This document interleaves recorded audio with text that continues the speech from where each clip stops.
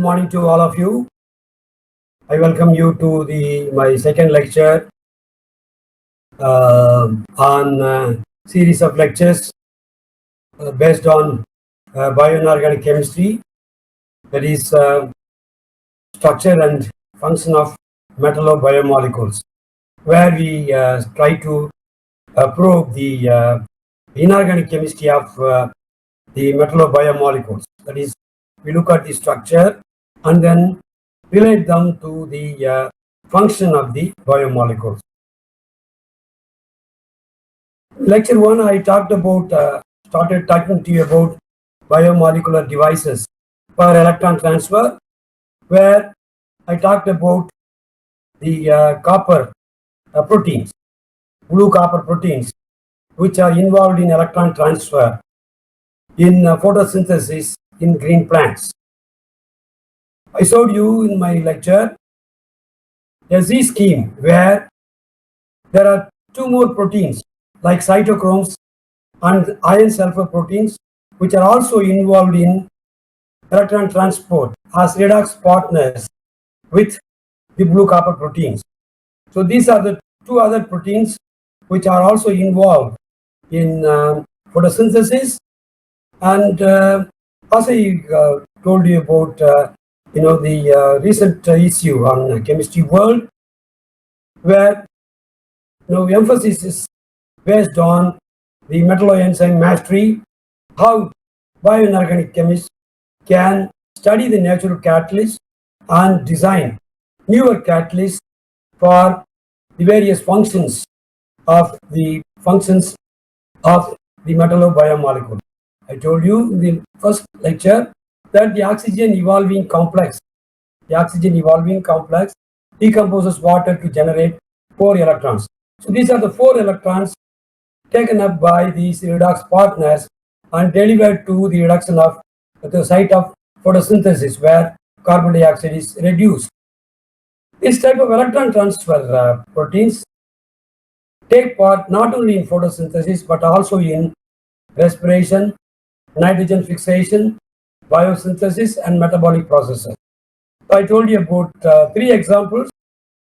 I delineated the role of blue copper proteins, and here are iron sulfur proteins and cytochromes, which are also redox partners in this function of electron transport.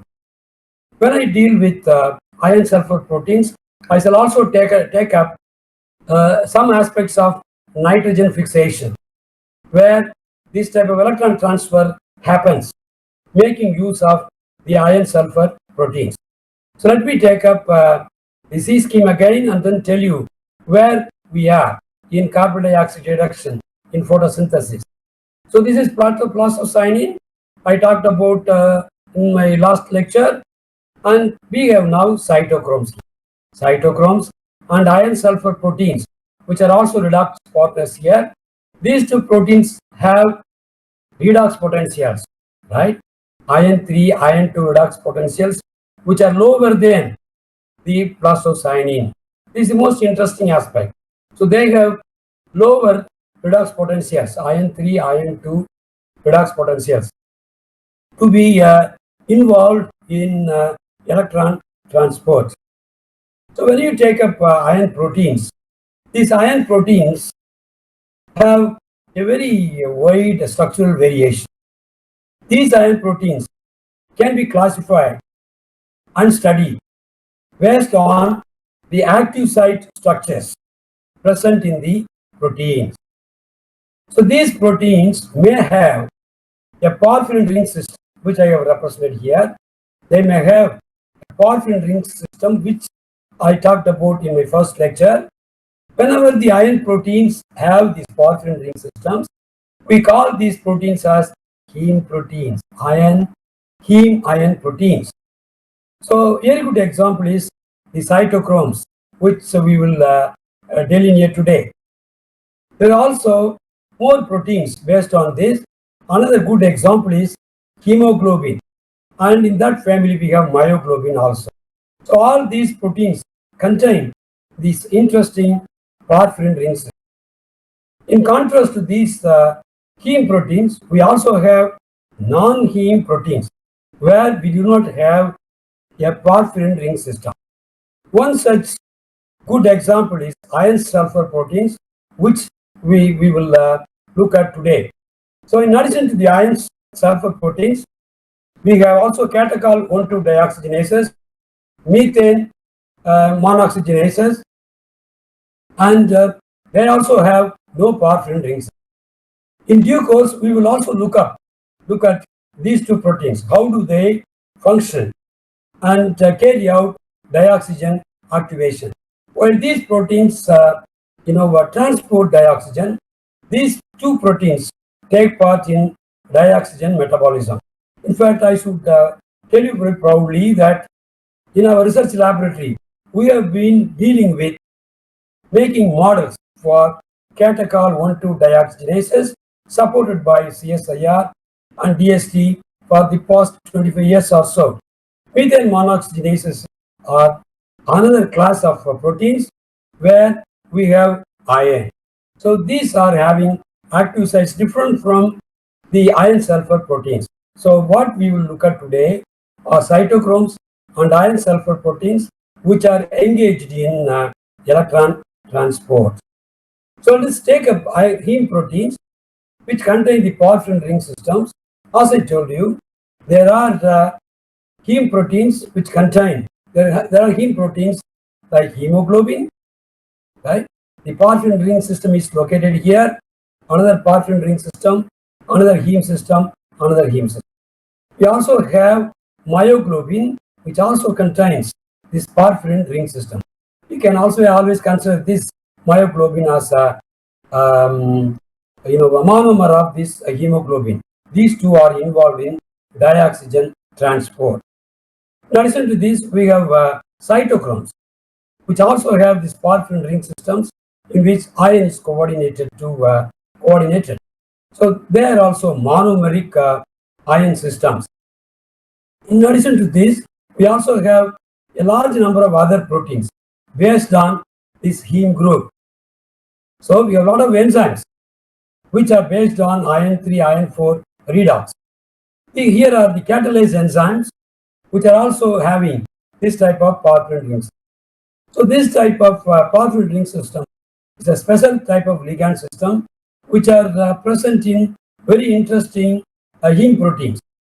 As I told you, these heme proteins can be proteins which are involved in transport of electrons, or they can be also called heme enzymes when they take part in enzymatic reaction. So let me take up some aspects of these porphyrin ring systems. For example, this type of information is needed for the MSc students, which is part of their syllabus. So this porphyrin ring system, as I was telling you, is present in cytochromes, hemoglobin, myoglobin family, and actually this can be porphyrin ring system can be considered as a tetrapyrrole. Here is one pyrrole, another pyrrole, another one more here. So 4 pyrrole links are linked via the methane bridges so that you get conjugated double bond. So you have a delocalized system, very well delocalized system. So this system is very much stable, right? So when you introduce substituents here, we can generate more types and more types of porphyrin ring systems with different properties. When you introduce electron releasing group here, this nitrogen becomes more basic. When you introduce electron withdrawing group here, repelling group here, this NH will become acidic, and the coordinating property of this particular porphyrin ring system can be modified. And in that case then, when you have a metal ion of this void, we call this a void or space where metal ion can be incorporated, and it can take up a 4 coordinated geometry. So when you have iron, for example, then the redox of iron, right, is very important. As I told you, this will be a tetradentate ligand. These two protons can be deprotonated right? So this can act as a diacid and coordinate to ion 2 or any other metal ion, provided the void here is suitable for the metal ion. This can also act as a base because you have two lone pairs here. So this can accept two protons. You can acidify, you can solubilize this one in acid solution, this ligand, or you can use these lone pairs to coordinate to metal ion. So altogether, this tetrapyrrole system is a very strongly coordinating ligand system. One more interesting aspect of this porphyrin ring system is electrons can be added to the ion 2 heme. When you replace these two ions by ion 2, you get ion 2 heme. Simply we can call that as hemine group. That also forms the basis of hemoglobin. So you have a delocalized system which can take up electrons. So you can add electrons to this, right? So this is a very wonderful ligand system bound to metal ions, and a whole lot of heme proteins contain this particular ring system. Right? So there are also again very interesting aspects about these ligand systems. As an inorganic chemist, you would like to know about the void size, that is this particular space available here. Void size, or we also call it as a hole in the porphyrin ring system.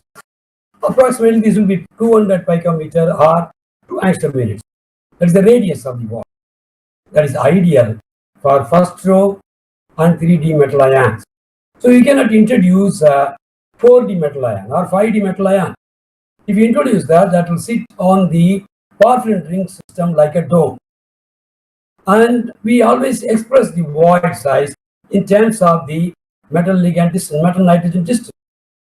So the metal distance, metal nitrogen distance, if it is 193, 196 picometer, then that will allow nickel to be present. If it is 210 picometer in iron 2, then it cannot occupy the void. So it will just look, take up, it will be sitting on the porphyrin ring, above the porphyrin ring system, making you the iron porphyrin, the iron porphyrin distance may be some 0.2 or 2.4 angstrom units.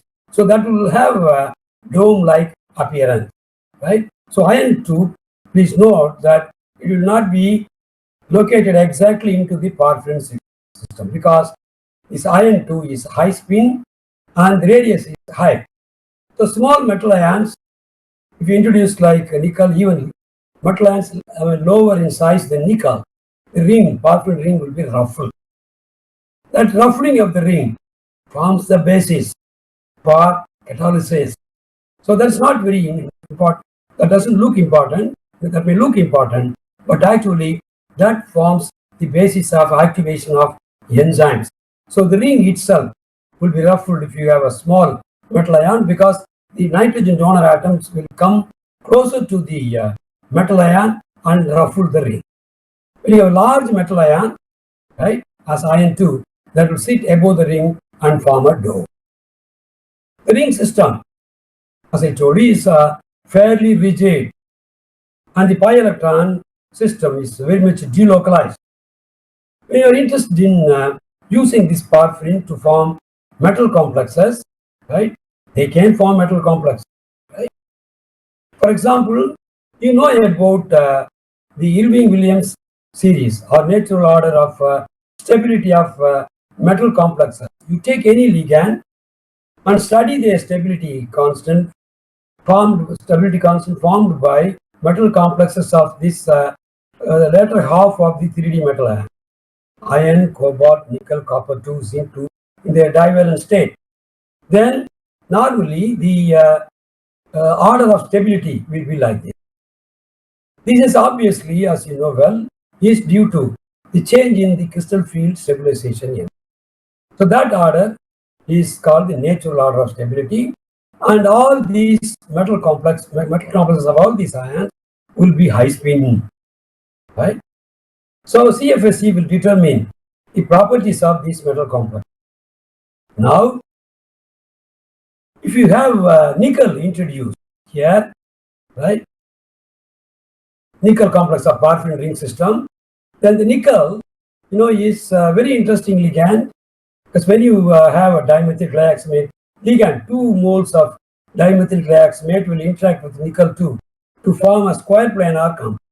The same way, because there the ligand field strength is high. The same way, when you introduce nickel into the porphyrin ring system, right, you will get a low spin compound.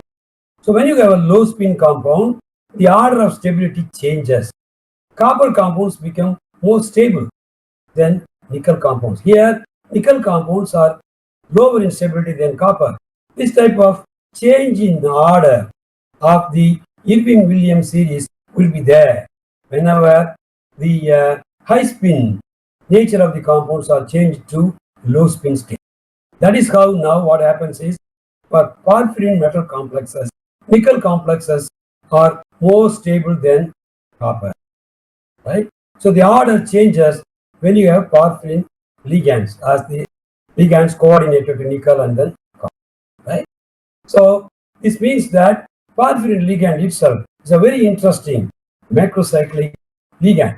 You provide 4 nitrogen atoms.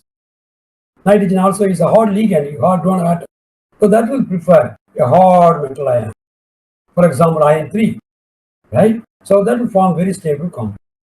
So in the case of nickel, N4, 4 nitrogen atoms coordinated nickel, you get a planar compound or diamagnetic metal compounds, as in the case of nickel dimethyl. Now you just look at the rate of formation of the kinetics of formation of the complex. These are all stabilities in equilibrium in solution. This is about kinetics of formation. That means you take copper ion, mix with porphyrin, and measure the stability. Right? Stability of, measure the rate of formation of the complex. You take nickel 2 plus ion, mix with porphyrin, and follow the rate of the reaction. What is that you feel? A copper compound is said to form, form the porphyrin complex at much higher rate than iron. So in nature, the iron is present in high abundance. The concentration is very high. In spite of that, the copper compounds prefer to bind to these porphyrin rings. So the kinetics of formation is also changed.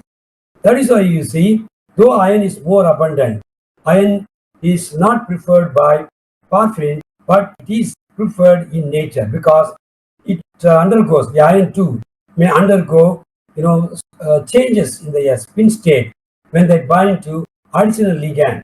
That is why I said here the iron too doesn't sit well in the void.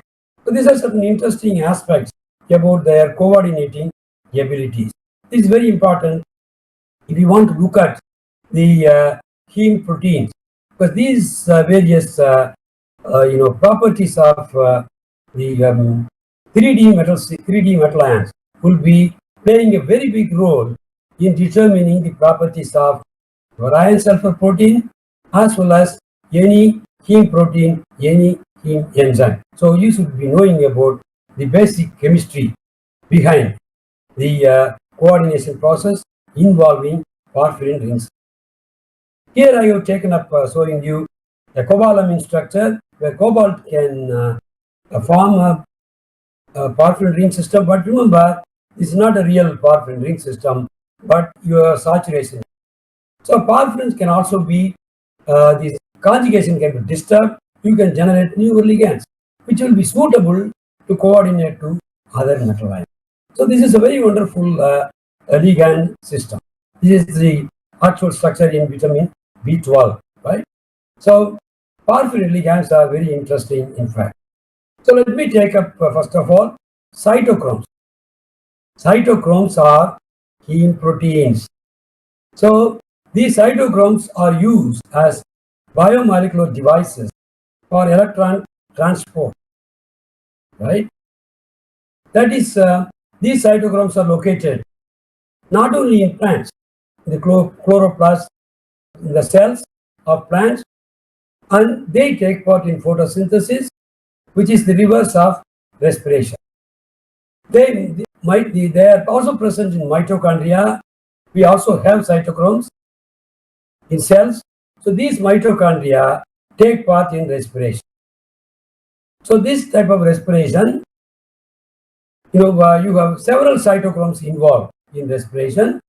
That is well known. You have chain of cytochromes involved in it. This is what I have shown here. You have different types of cytochromes. You have cytochrome B, you have cytochrome C, cytochrome A.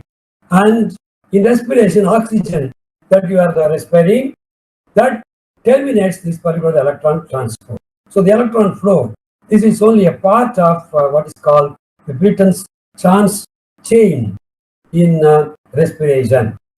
So these cytochromes are very simple bioinorganic compounds, very simple. All the compounds have very simple active site structures. They have monomeric ion. So the function of these cytochromes involve the coordination chemistry, the metal nitrogen bond formation, whether ion is located inside the void or not.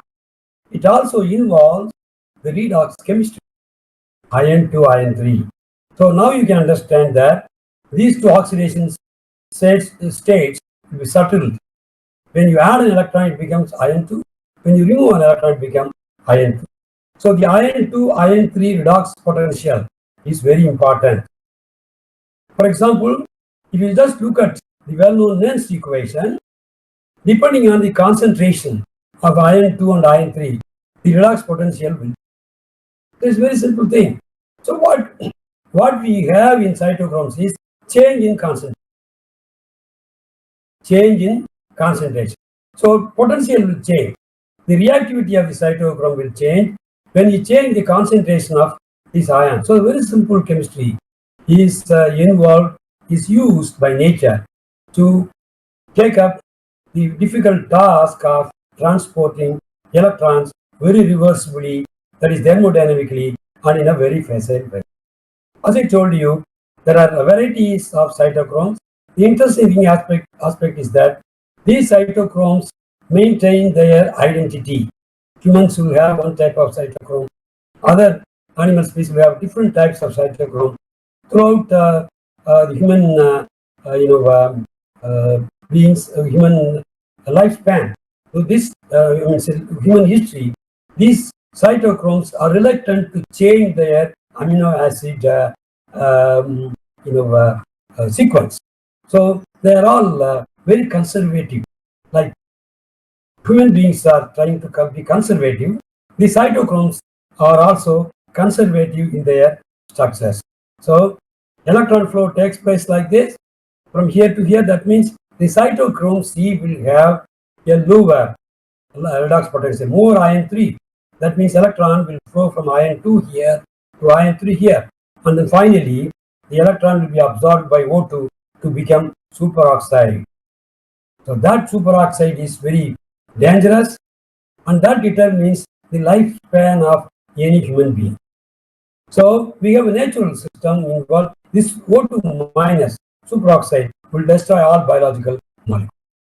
So you have scavengers available like iron, zinc superoxide dismutase, iron copper superoxide dismutase. Most important one is copper zinc superoxide dismutase as an enzyme to decompose this, to remove this. Otherwise, this will take part in destroying all the biological molecules, right? So how do these proteins, cytochromes, heme proteins, vary their ability to take up electrons? That is very simple. Their ligands are varying. All of them contain porphyrin ring systems, but you have changes in the porphyrin system. So when you have a change in the ligand system, as I'm going to tell you, then the donor properties of the porphyrin ring system will be affected, and so nature has tailored porphyrin system to suit these particular purpose. They have been tailored to change the EGAF. So when the donor properties of the ligands are varied, the EGAF of ion 2 at the metals at the porphyrin center also varies to meet the specific need here. So we have different types of cytochromes, right? So we shall look at how do their structures vary and how do their structures are, explaining the variation in the E-half values of the iron 2, iron 3 redox potential. So this is the porphyrin ring system in hemoglobin. That type of porphyrin ring system is called heme B. So depending on the nature of the organic substituents, the very function of all these molecules, heme proteins, will be modified. So here is a porphyrin ring system which is called protoporphyrin 9. So you have introduced the propionic acid groups which make this organic molecule soluble in water. See, iron is located at the center. So this is a simple iron iron 2 heme group, iron 2 porphyrin system. This can be easily isolated from your hemoglobin, and you can study them. So this is isolable from hemoglobin. It's called a hemine group. So this hemine group has two vacant sites. Okay, you can see above the plane of this slide or the other side of the plane. So the ion can take up 5 coordination or 6 coordination. So if you consider this to form the active site in these cytochromes, you should remember that this also has a capacity to bind to monodendrite ligand, right? So not only that, the properties of this system can be changed. For example, the heme B group, the R1 group, R2 group will be vinyl group. So this is an unsaturated one. So this can withdraw electrons from iron, from this nitrogen. So the donation of the electrons here will be poor. So we'll get a weaker ligand, right? So heme B is this one, where the R1 group, R1 and R2 groups are vinyl. Now this ring system can be modified to get heme A, right? So when you have a cytochrome B, so that will contain this heme B. So when you have a heme A, what is heme A? R1 will be vinyl, R2 will be a long side chain. It's a different one. It's not methyl group. Contains hydrox group also. So then the property of this chelating ligand will be modified, right? So when you introduce the same metal ion, this will have a different ion to ion 3 redox potential. So that is heme A. So cytochromes which contain this particular active site, this particular ring system in the active site, are called cytochrome A. When you have this particular ring systems, heme B group, you have cytochrome B. When you have another ring system, that is heme C. What is heme C? You have the R1 group, R2 group to contain CHS, like a cysteine group, cysteine amino acid is linked here, right? Thus cysteine amino acid is connected to a polypeptide chain, the protein itself. See, this ligand system is bound to a protein, a very long protein, organic moiety. So that protein will contain different coordinating ligands. I told you in my first lecture, this protein may have tyrosine. That tyrosine hydroxyl group may come over this ion and coordinate to ion. That may have, for example, thionine, that is CH3, methionine, CH3S, thioether group. Thus may come over this ion and bind to ion. That protein may have a histidine nitrogen, right? Apart with the imidazole ring system, that nitrogen can come over here and bind here. That is how you have in heme B an imidazole bound to this in hemoglobin. You can also have tyrosine, as I said. So depending on the coordinating ligand from the protein side, which is covalently linked to the porphyrin ring system, strongly bound. So that will be coordinating strongly to iron. So just look at how nature has modified, not only modified the ring system to accommodate iron, or different metal ions, but it also changes the has a protein molecule located here. You can also have another protein, not linked to this, but that can also coordinate to. So we can generate different cytochromes. Cytochrome, heme A containing cytochrome, heme B containing cytochrome, and heme C containing cytochrome. So this is how nature has synthesized different types of heme proteins and heme enzyme, which have very different property. One protein can act as an electron transport protein. Another protein can function as an enzyme which carries out chemical transformation, that is synthesis of organic compound, synthesis of any other biomolecule. They can take part in biosynthesis. So this is what I showed you. Heme A is there in cytochrome A. Heme B is there in hemoglobin, myoglobin. Is also present in cytochrome and peroxidases, horse radish peroxidase, everything. And heme C, that's cytochrome C. And this heme C is one where the ion is 6 coordinate. The 5th position is occupied by, you can just imagine on the other side of this slide, 5th position is occupied by histidine nitrogen. 6th position, above the plane of the slide, you will have methionine. That is, for example, that is called cytochrome C, and it is involved in electron transfer. Right? So this is again very interesting. Why these molecules are involved in electron transfer, why this is involved in oxygen transport, why these are again involved in electron transfer. So these are all very interesting aspects which I shall try to tell you today. So what is cytochrome A? So cytochrome A has this heme group, right? And that binds to oxygen and forms a 5 coordinate compound. Simple heme group bound to a protein, right? And that one forms a 5 coordinate complex, porphyrin ring system. And as I told you, oxygen acts as the terminal one, right? That acts as the terminal one here. So that receives electrons from cytochrome A, right? So that's what I try to tell you here. Cytochrome A binds with O2 because cytochrome A is 5 coordinate. So you have 6th coordinate position vacant. So it binds to O2 and gets the electron transferred to molecular oxygen, dioxygen. So dioxide receives electrons by binding to cytochrome A. You get a superoxide, which is very dangerous. The cytochrome A structure illustrates cyanide poisoning. People know about cyanide poisoning. People believe that cyanide poisoning is because of binding of cyanide ion to hemoglobin. No, it doesn't bind to cyanide, but it binds to cytochrome A. Cyanide doesn't bind to hemoglobin. Actually, it binds to hemoglobin.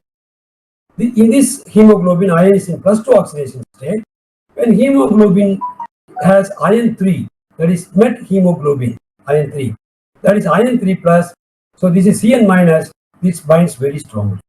The hard ligand, hard metal ion 3, so they bind strongly. But here hemoglobin has ion in +2 oxidation state, and so it doesn't bind strongly with the cyanide. So that is why we say cyanide poisoning is not because of binding of cyanide to hemoglobin, but because of binding it to cytochrome A. Cytochrome A is present in ion 3 form. So in that case, this ion 3 form is known to form very strong bonding with cyanide. So if you have ion 3 form cytochrome, cytochrome A can be present in ion 3 oxidation state or ion 2 oxidation state. So when cyanide is there, it will bind to the ion 3 state and form irreversible adduct, a complex. So we cannot dissociate that. So cyanide poisoning immediately affects your respiratory system, right? So cytochrome A binds to cyanide and is reluctant to bind with molecular. So this is how cyanide poisoning happens. It interferes with the respiratory chain. Right. So what are the antidotes people use for cyanide poisoning? Immediately you can use a nitrate, sodium nitrate, which can be injected, or you can use amyl nitrate for inhalation. You can inhale that. So what does how does it act? It tries to decompose the cytochrome iron 3 cyanide bond, the cyanide iron 3 bond in cytochrome A. That bond will be irreversibly decomposed. So you just release cyanide from bound iron 3. Sometimes hemoglobin present in +2 oxidation state. That itself can act as an antidote. That will be sacrificed, and they try to bind to transfer an electron to iron 3 and make this iron 2 cytochromes. This is how antidotes occur. The cyanide cytochrome A in iron 3 form forms a very strong adduct, very strong complex, which is irreversible. So the cyanide can be removed by reducing iron 3 to iron 2, right? That can be done by these reagents, by these antidotes, or by using hemoglobin, right? So this is how the antidote occur in they work. So now I shall take up the cytochrome C. Cytochrome C functions as an electron transfer protein. The reaction involves no coordination process. It involves only electron transfer mechanism. Because cytochrome C has 6 coordinate geometry, so it cannot bind to oxygen. It cannot bind to oxygen. Only cytochrome A can bind to oxygen, right? And indirectly, this helps in the oxidation of food, right? So as I told you in this series, cytochrome C also is involved in reducing molecular oxygen. It transfers electron to cytochrome A. So that reduces dioxygen, transmits its oxidizing power by burning of food. So you have release of energy, and that energy is used in the synthesis of ATP. This is more important functions than I just told you. Right. So what is this cytochrome C? So this is the organic component which imposes an octahedral geometry on this porphyrin ring system. When you closely look at this one, we can find that this porphyrin ring system, right? So this porphyrin is 4 coordinate, very strongly bound, diacidic ligand. On this side, on the other side of the the slide, you have imidazole nitrogen. I told you this imidazole nitrogen comes from the protein. On this you can just look at this one in this direction. It will look like this: iron, 2 nitrogens here. On the other side, 2 nitrogen will be camouflaged by these 2 nitrogens. It will have a ring system like this. The porphyrin ring system will look like this. On one side, you will have imidazole bound to iron. On the other side, you have methionine sulfur. You can see very well here the imidazole and the methionine sulfur. It will be better shown in the next slide. So these two, complete the 6 coordinate requirement of iron. So it's a 6 coordinate compound. It cannot bind to dioxygen molecule. So you can transfer this electron only to cytochrome A and then to molecular oxygen. So this is located in mitochondria, respiration, where it helps the burning of the food, glucose, right, by using this electron. So it is also present in the chloroplast of cells, that is in photosynthesis, which is the reverse of respiration. So the function involves the coordination chemistry here, coordination of all these 6 ligand atoms, and it also involves iron 2 iron 3 redox. So the iron 2 iron 3 redox potential will be different from cytochrome A, because we have different substituents here. So the donor property of this will be modified. The acidic property of this NH will be modified. So the coordination chemistry, the crystal field stabilization energy, redox chemistry, they just determine the function of this particular molecule to be involved in electron transport or in respiration process in making ATP. So these two groups here will be much better focused here. You can see an imidazole here and the thioether here. So they are bound to this plane, the heme plane. Okay, that is how you have a 6-coordinate metal compound. Remember, the 6-coordinate system is imposed by the organic molecule. It has been tailored very well to maintain the 6-coordinate geometry. This ion is amenable only to electrons and not to dioxide. There is also another enzyme. This is very much related to cytochrome C, but it is an enzyme, it is an oxidase. We'll look at it at a later stage, how cytochromes are used as enzymes. Let us say there are umpteen number of enzymes based on this one, where cytochrome A, everything is involved. So the next device, biomolecular device for electron transfer, is iron sulfur. So iron sulfur proteins contain iron sulfur clusters.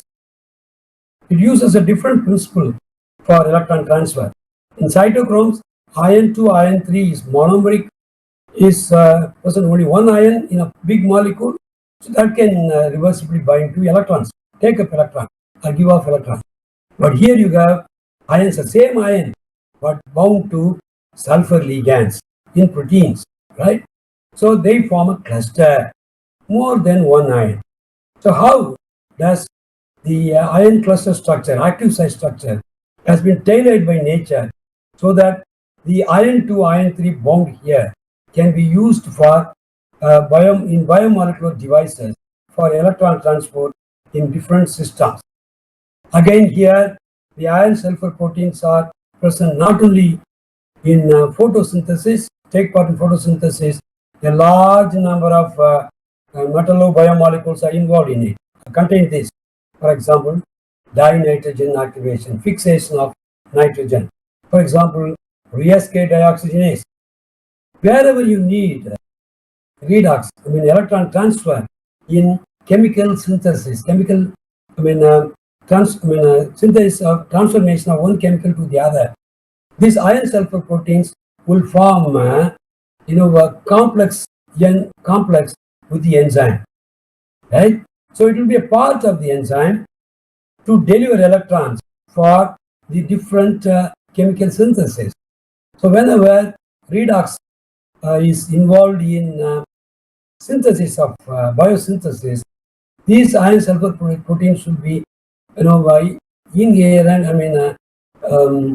inherent component of the proteins. So as an example today, I have taken up also the dinitrogen fixation, where the iron sulfur proteins are they form a component of the nitrogenase enzyme and deliver electrons for the reduction of dinitrogen to get ammonia, right? So these iron sulfur proteins take part in redox, electron transfer. Where are they present? They are present in photosynthesis. Say algae and fungi are single cell species which are also involved in photosynthesis. All our knowledge on photosynthesis is from the study of the photosynthesis by these two. So the iron sulfur proteins are there in these photosynthetic reactions. There they take part in reduction of carbon dioxide. So here another important example is higher plants. All of them contain these iron sulfur proteins for reducing dinitrogen to ammonia, right? And you have mammals. right? And we do have these iron sulfur proteins, and they are utilized in redox suitably.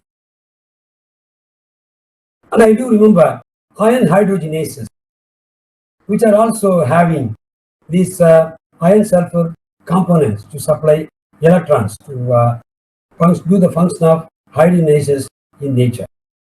So the redox potential of these iron sulfur proteins will be corresponding to the normal hydrogen electrode, which is 0, right?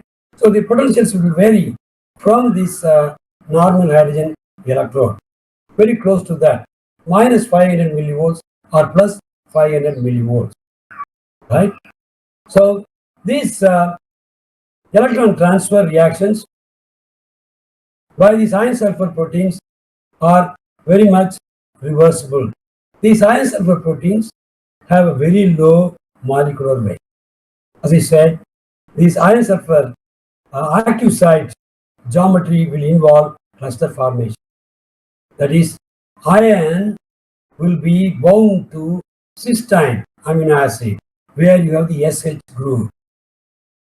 And the interesting thing is, in addition to the cysteine sulfur bound to iron 3, we also have, free sulfide ion bound to this iron sulfur protein. Free sulfide ion, S2 minus.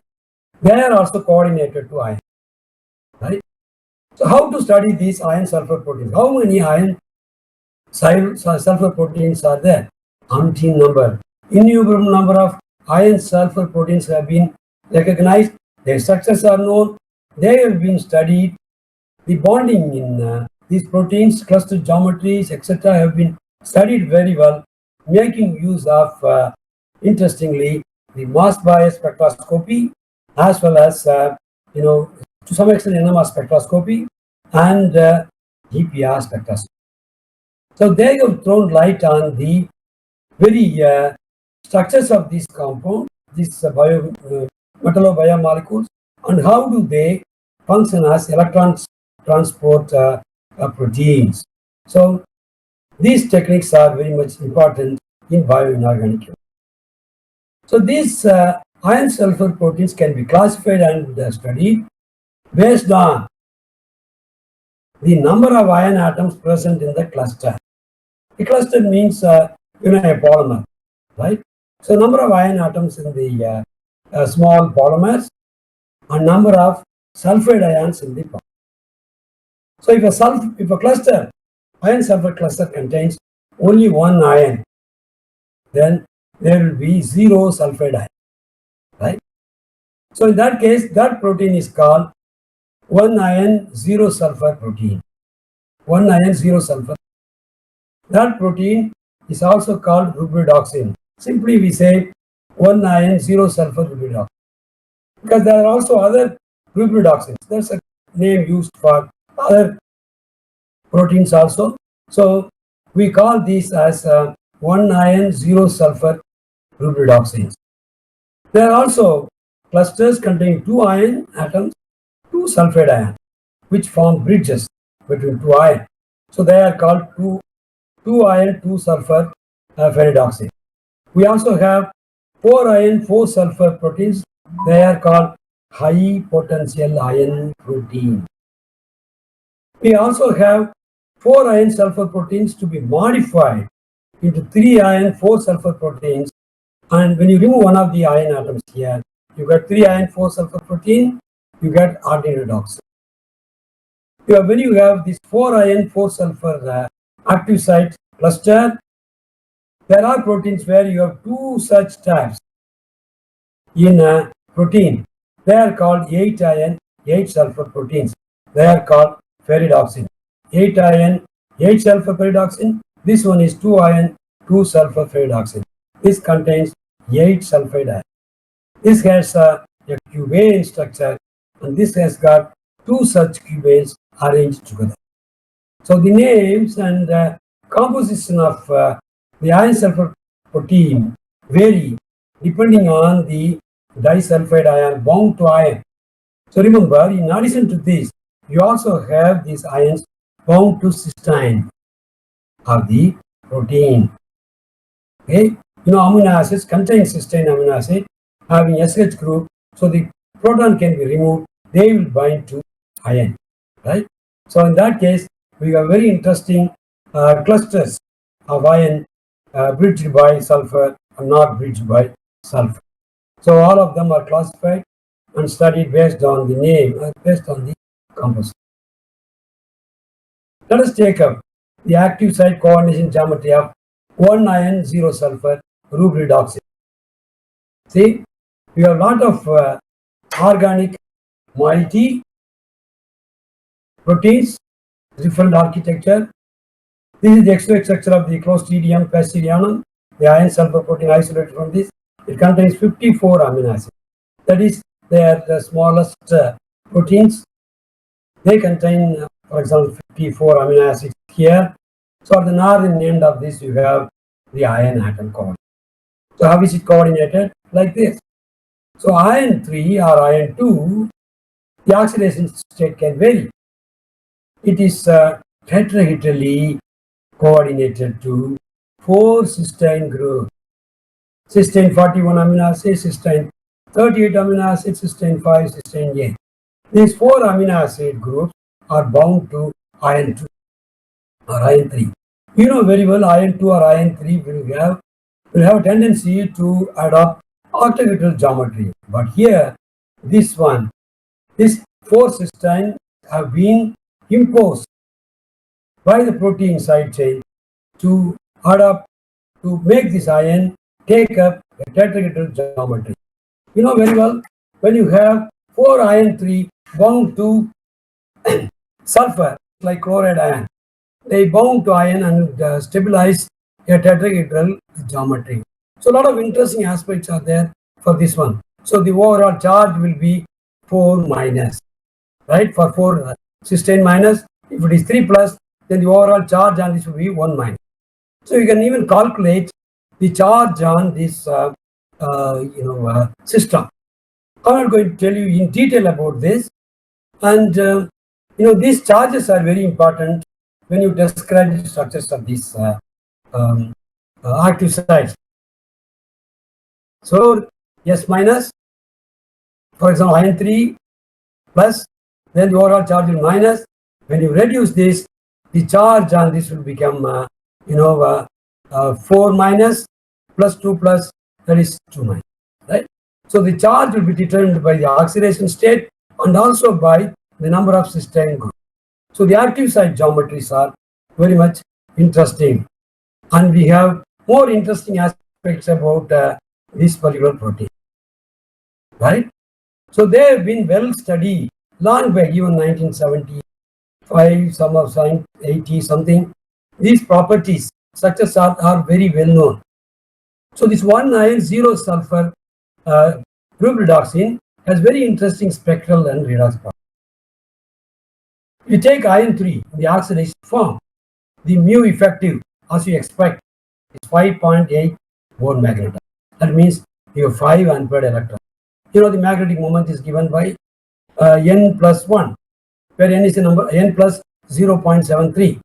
So when n is 5, this mu effective will be 5.73. See, this has 5.85. So in solution, you can determine the mu effective for this molecule. It also exhibits 2 EPR signals, one at 4, the other is at 4.3. This means very interestingly that the geometry is not simple, regular, it is distorted, right? These two values correspond to tetrahedral coordination of iron, more than 1 G value. This itself tells you that the tetrahedral coordination is unable to effect a low spin configuration. So the configuration is spin free. All you people know that when you have only 4 ligands, a weak coordination, so iron 3 will adopt a high spin configuration. So a lot of such interesting coordination chemistry aspects are there when you take up such metallo biomolecular. Suppose you reduce this one to iron 2, that is, you add an electron to this cytochrome. You can study that again. The reduced form, the mu effective becomes 5.05 for magnetite. So the spin becomes it becomes low spin, right? The total spin becomes 4 by 2. That is, you have 2 unpaired electrons. So you get high spin ion 2, right? There are 4 unpaired electrons. You get high spin ion 2, and you can compare this with hemoglobin. There also you have ion 2, but the spin state there will be T2G6. But this spin state will be T2G4 Eg2 spin state, right? So these have 2 electrons, but then there is no EPR signal exhibited because this is a tetrahedral decoordinated ion 2. So you have probably some spin